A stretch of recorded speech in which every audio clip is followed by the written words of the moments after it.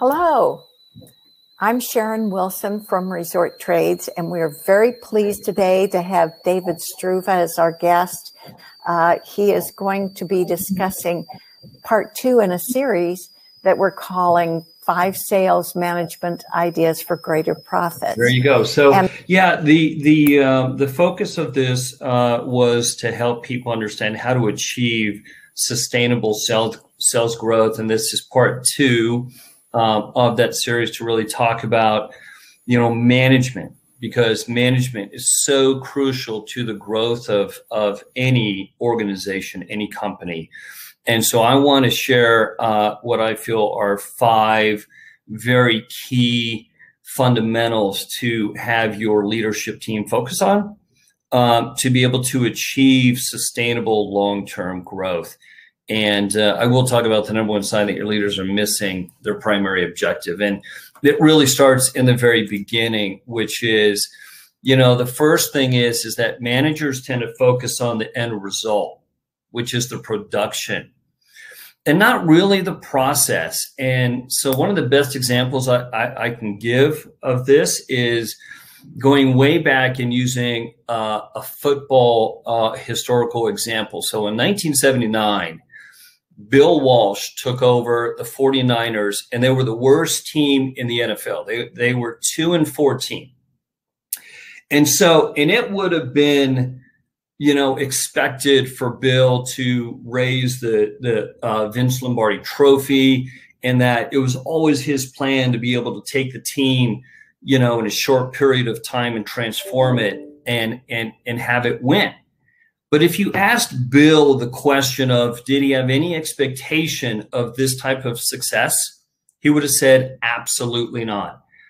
And the reason why is because Bill realized that, look, the end result is not really the focus. And so what he did is he got laser focused on what he called the standards of performance. And the standards of performance were the trivial, the basics, the rudimentary items that you needed to focus on, like not sitting down at practice, or coaches had to wear a tie. Everything was timed. The quarterbacks were taught how to hold the ball. Practices were timed down to the minute, all just these fundamental basics. And within 3 years, Bill took the worst team in NFL in 79, and then in 82, they won the Super Bowl, the Vince Lombardi trophy. And they did it by understanding that, look, if we get all the basics right, then the game score will take care of itself. And that's so true in business as a whole.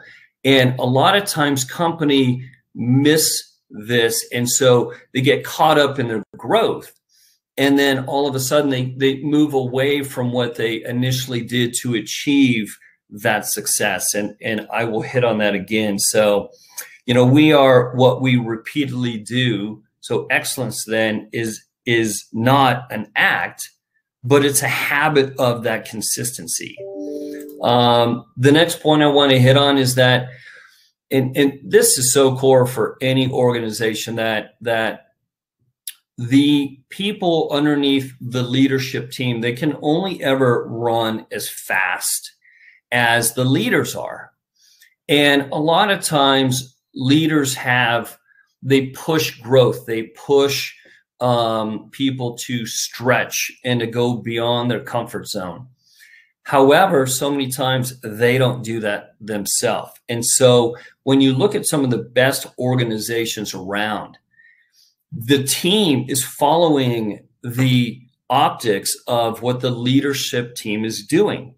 And when the leadership team is out there consistently growing, educating themselves, going to seminars, reading a myriad of different things that they can be doing, when they themselves are putting in that effort and that time, then they can expect the same from their people. You can't expect your people to do something different than you are not willing to do yourself. And so that's one of the pitfalls that I see a lot of times in organizations, that the leadership team themselves think that, they're somewhat above it, right? The third, and I really like this one, is they really fail to set these non-negotiable standards. And I want to go back to my example with Bill Walsh for a second. So after the 49ers won the Super Bowl in '82, the next two seasons, what happened to them is that they went 12 for 22. They allowed the success to get to their head. And they realized that, and Bill realized that, wow, we stopped doing the things that made us get to the point where we won the Super Bowl.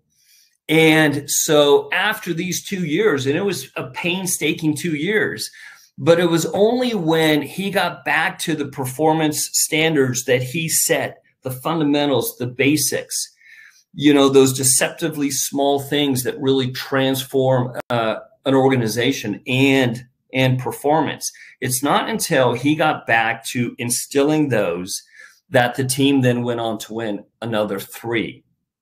And so in any operation, and especially in timeshare sales, which is so pragmatic and structured, you know, these non-negotiables need to be determined by the leadership team, and they should be drilled. And what I find is when I go in and I ask a leadership team to sit down and write down not only what's your sales process, but also write down what are your non-negotiables that you have with your team members.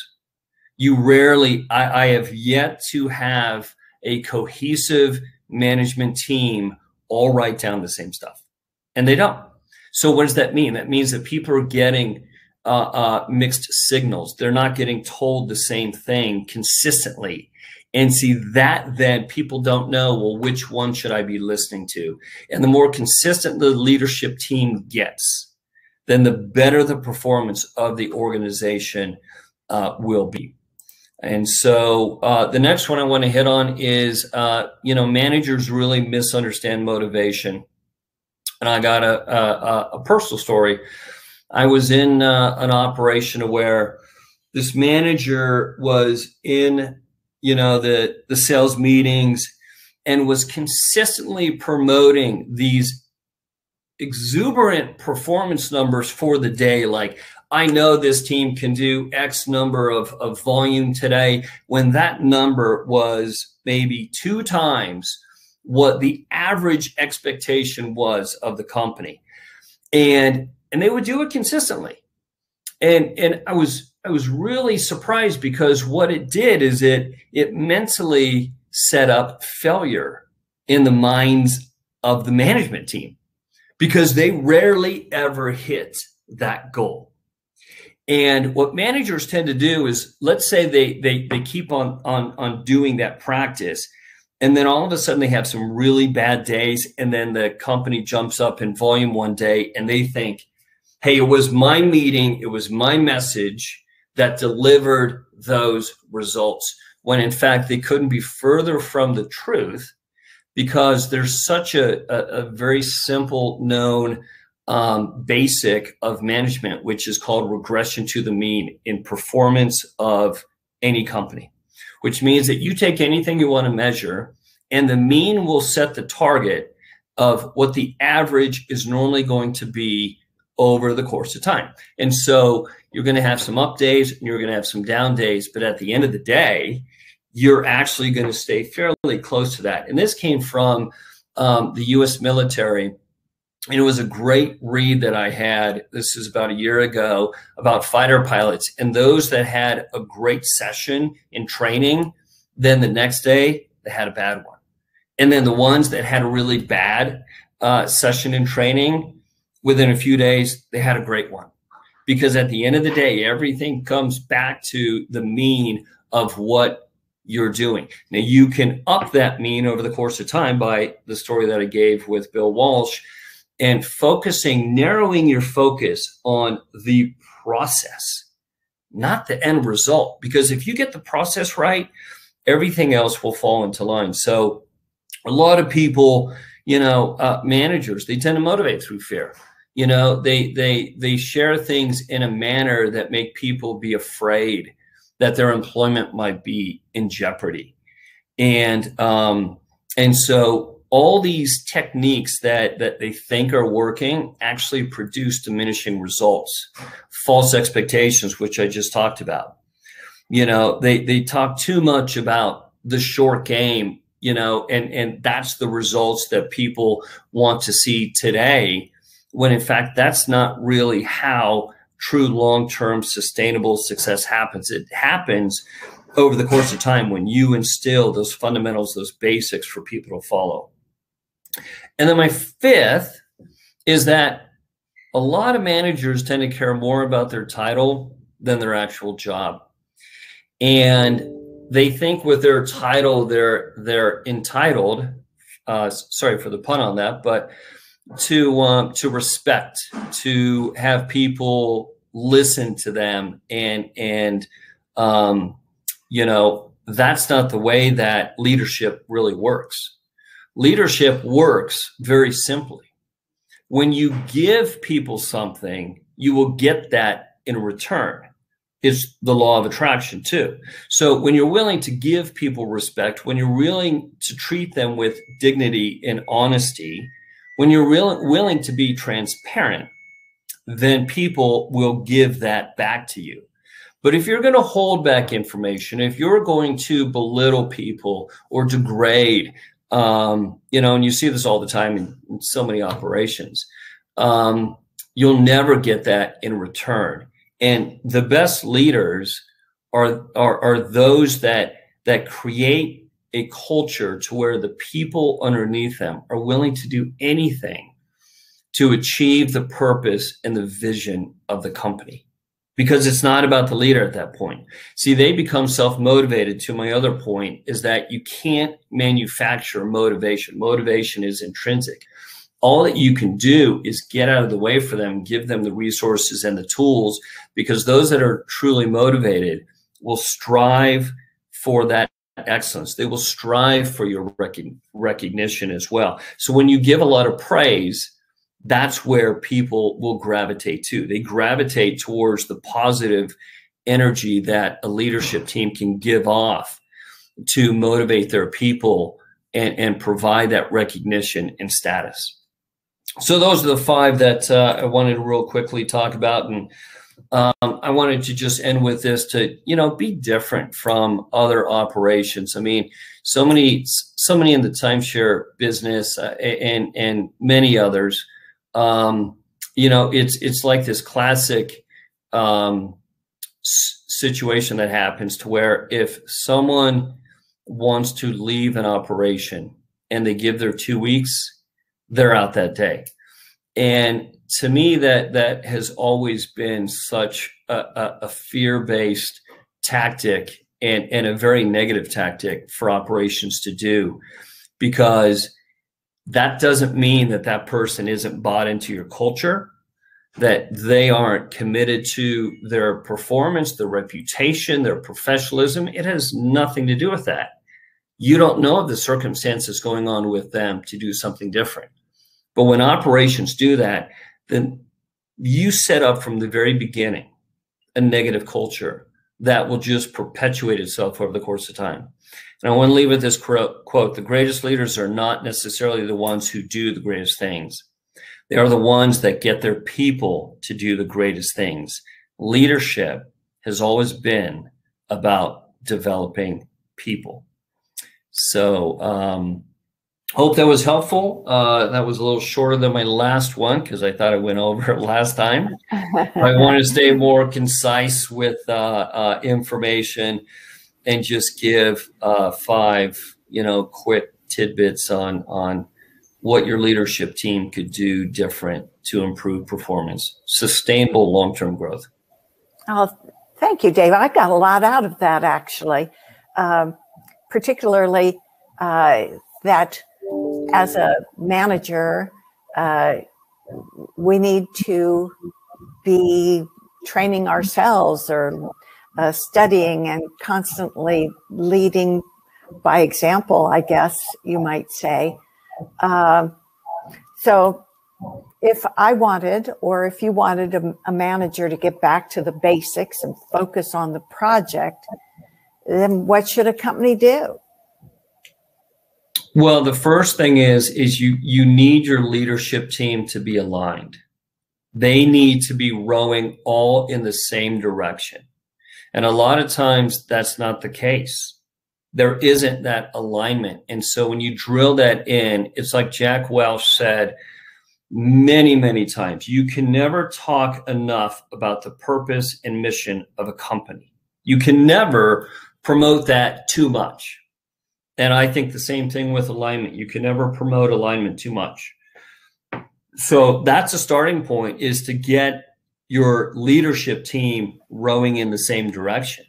They need to be, when it comes to the process, the non-negotiables, the style of management, what are these small incremental things that we can all align with and agree to, that these basics are the techniques and skills that are going to move us forward. When you have that alignment, then you'll start to see the growth. But if you go to 5 different leaders, managers, and they all tell you something different to do, well, which one then do you listen to? Mm-hmm. It's Wow. too confusing. Yeah, It's yeah. too chaotic. Well, also, I think the managers have to buy into it. So the quality of the leadership team determines the quality of the people then. So what can companies... Always. What can companies look at, any new initiatives they could undertake to get people think like a team? Well, so many companies invest a lot of money in training their salespeople, and they don't invest the same as a percentage on their leadership team. And so I'd say that's the first starting point, is to shift that and invest more on your leadership team as a percentage than you're investing on the people below. Because the quality of your leadership team, Sharon, and you said it best, will dictate the quality of the people. See, and this is so true, because here's what happens. If someone who is a star performer within an operation all of a sudden exceeds beyond the knowledge, the wisdom, the performance of the leader, well, then what happens to them? They get bored, they get complacent, they're not motivated much anymore, they're not driven as much anymore. And so what does that person do? They will jump ship and they will go find another organization that challenges them, because people want to be consistently challenged for growth, for improvement, to get better. And if they're better than the leadership team, either they're going to replace one of the leaders, and or they're going to go to another company.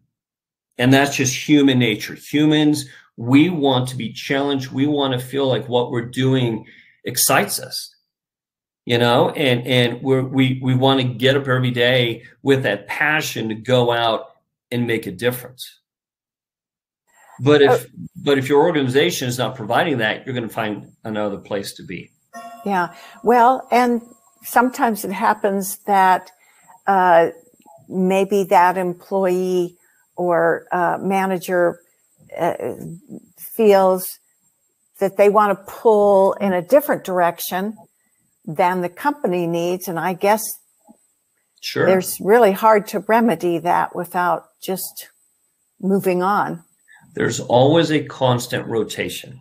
Yeah. Right. Yeah. There's always that's the one thing we all know is there's always change. Change in people, change in environment, change in product.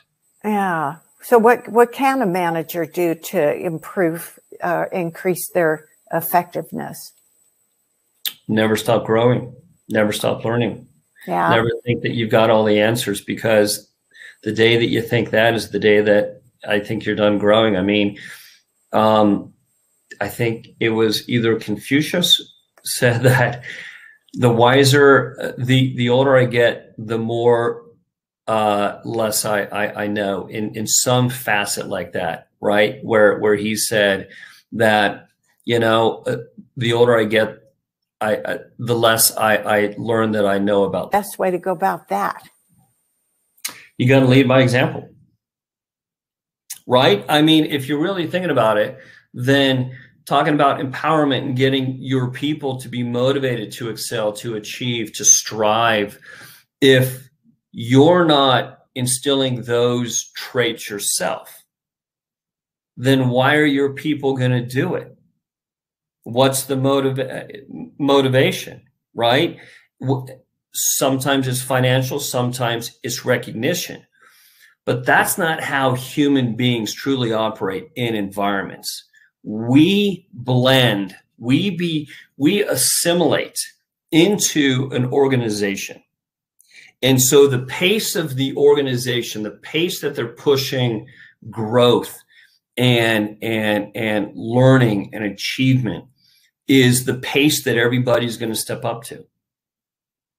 It's kind of like, rising tide floats all boats, maybe, or. Sure. Yeah, that's a great one about the rising tide. Or let's say you've got a jar of hot chili peppers, okay? And you put a cherry in that jar. Either one of two things needs to happen. Either those peppers are going to get sweet, or that cherry has to get spicy, right? Because that's the environment. And so the environment is the jar of peppers. You put one thing in it, and I'm sorry, it's not going to change that environment. Yeah, that's a good way of putting it.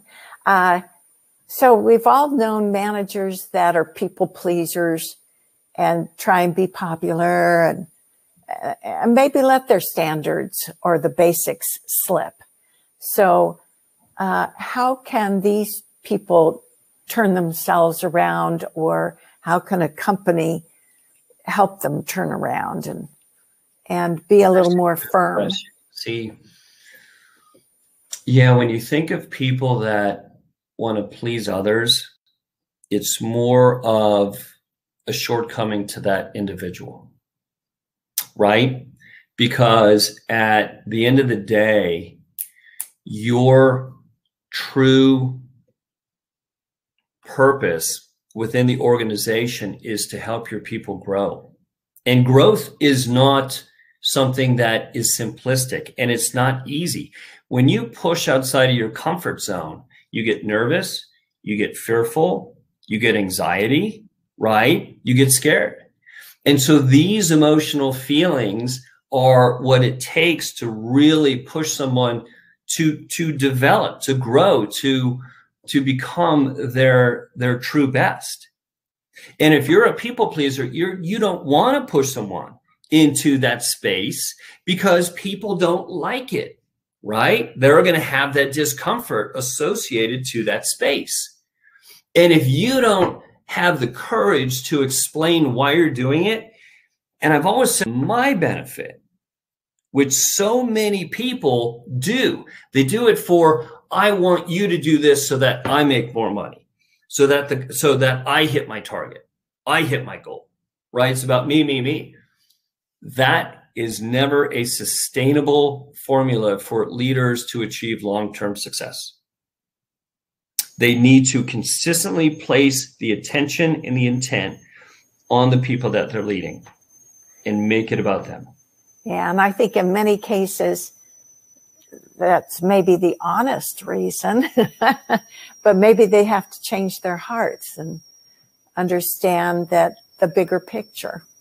So. Look, we're all doing it for ourselves in the end, but it can't be the driver, right? We all as human beings, it doesn't matter if you're an altruistic person running into a building, pulling somebody out, or you're more hedonistic. We all have the same traits, which means that Mother Teresa did what she did because it gave her self-value. It gave her that sense of purpose. Okay, it was just a different way of putting it versus someone else who is very different that will do things based on their emotional drive.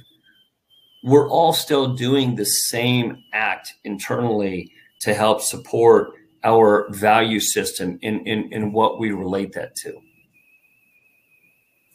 Right. I think I got a lot out of that in the article that you wrote in our October edition of Resort Trades. Well, Dave, thank you very much. Well, I did see that we have Windjammer Landing from St. Louis here. Thank you for joining us. Oh, and great. Thank you to our other attendees as well. Hi, I'm Sharon Scott Wilson, publisher of Resort Trades.